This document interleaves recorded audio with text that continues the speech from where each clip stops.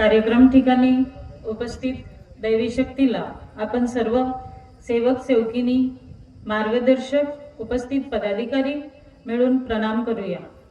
भगवान बाबा हनुमान जी को प्रणाम। महान त्यागी बाबा जुमदेव जी को प्रणाम।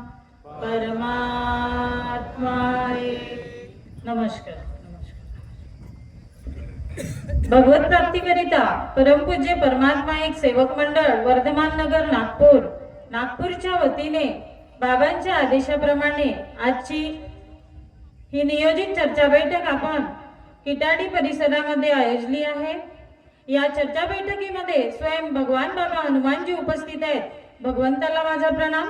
तसेच आम्हा सर्वांचे सद्गुरू महान त्यागी बाबा जुमदेवजी उपस्थित आहेत। बाबांना माझा प्रणाम।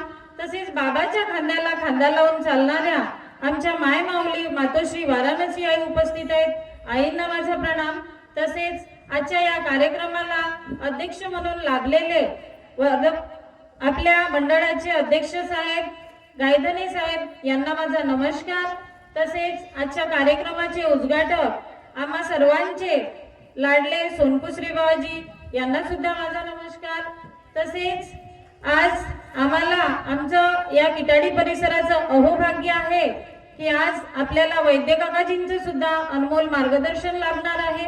आजच्या नवीन पिढीला त्यांचं मार्गदर्शन खूप गरजेचं आहे।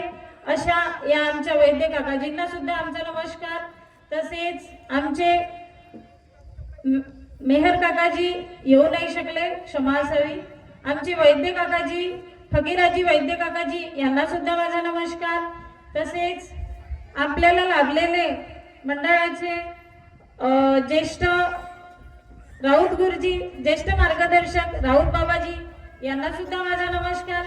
तसेच आपल्या या किटाडी परिसरामध्ये भरपूर मंडळाचे पदाधिकारी आले आहेत। कदाचित मी नावं ओळखत नसेल त्याबद्दल क्षमा असावी, पण मंचावर उपस्थित सर्व पदाधिकारी मार्गदर्शक कार्यकर्ता सर्वांना माझा आदरपूर्वक नमस्कार नमस्कार नमस्कार। तसेच आजच्या या चर्चा बैठकीची आत्मा असणारे माझे सेवक सेविकागण, बालसेवक बालसेविका, उपस्थित झालेले आमचे ट्रॅफिक मॅनेजमेंटचे स्वयंसेवक, आपल्या परिसरातील स्वयंसेवक या सर्वांना माझा आदरपूर्वक नमस्कार नमस्कार नमस्कार।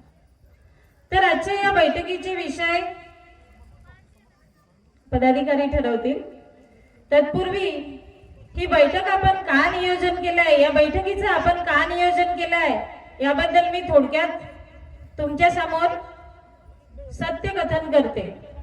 हा मंच सत्याचा आहे। परमेश्वर मला बुद्धी पुरवेल, मी जे बोलेल ते सत्य बोलेल। तथा कदापि माझ्या बोलण्यातून जर काही चुका होत असतील सर्वांनी मला मोठ्या मनाने तुमची लेख समजून माफी द्यावी। तर या आमच्या गावामध्ये वाक्याला अर्थाचा बोध यायला करता कर्म आणि क्रियापदाचा जोड हवा असतो। त्याचप्रमाणे सेवकांना जागण्यासाठी अनुभवांचा तसेच शिस्तीचा सुद्धा बोध हवा असते।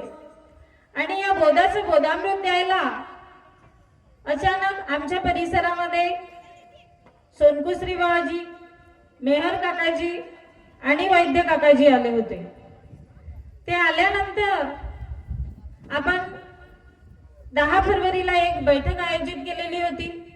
त्या बैठकीला काही सेवक उपस्थित राहू शकले नव्हते, तर त्यांची अशी इच्छा होती की परत एकदा आपण बैठकीचं नियोजन करावं आणि आम्हाला अनुभवांचे बोधामृत मिळावं।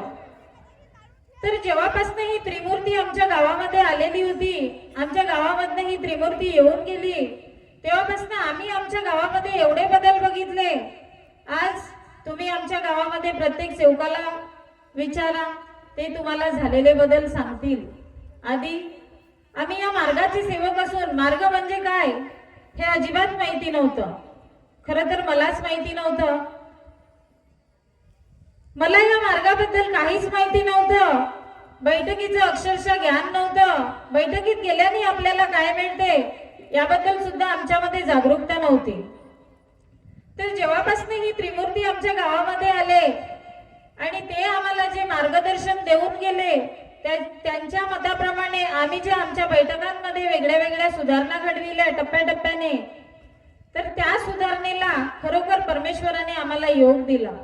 आणि आज आधी आमच्या या किटाडी गावामध्ये 150 घराचे सेवक असून 20 सेवकांची उपस्थिती नसायची, पण आज आमच्या आठवडी चर्चा बैठकीला 150, पावणे 200, 200, 250च्या घरात सेवकांची उपस्थिती असते. आधी आम्ही खूप अंधारामध्ये होतो. आता आमच्या या बैठकीला उपस्थित असलेला सेवक, प्रत्येक सेवकांच्या हातून, तुमच्या हातून, माझ्या हातून चुका झालेल्याच आहेत. आपण चुका करूनच मोठे होत असतो. तर आज प्रत्येक सेवक न घाबरता, न हिचकिसता त्या बैठकीमध्ये मोठ्या मनाने आपली चुकी स्वीकारतो. यापेक्षा मोठं योग आपल्याला काय हवंय? आणि हे त्या परमेश्वराने दिलं. खरं तर ही त्रिमूर्ती आमच्या गावात आली नसती तर आम्ही जागरूक झालो नसतो. तर आम्हाला मार्गाची संकल्पना, व्याप्ती कळली नसती. आमचं अहोभाग्य होतं की ते आमच्या गावात आले.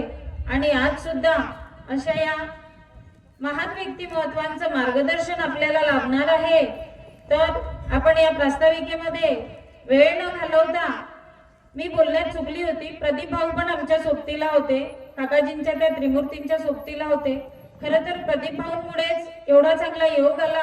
आज आमच्या परिसरात प्रत्येक गावागावामध्ये बैठकीला चांगलं यश आहे आणि सेवक शिकण्याची तळमळ करत आहे. हेच आम्हाला पाहिजे होतं. तर अशाच प्रकारे आजच्या या बैठकीतून सुद्धा तुम्ही, मी, आपण बरंच काही शिकून जाऊ. जे चांगलं असेल ते घेऊन जाऊ, जे वाईट वाटेल ते सोडून देऊ. तर माझ्या बोलण्यात जर काही चुका झाल्या असतील तर तुम्ही मला माफी द्या. इथेच मी माझ्या प्रास्ताविकेला विराम देते. सर्वांना माझा नमस्कार.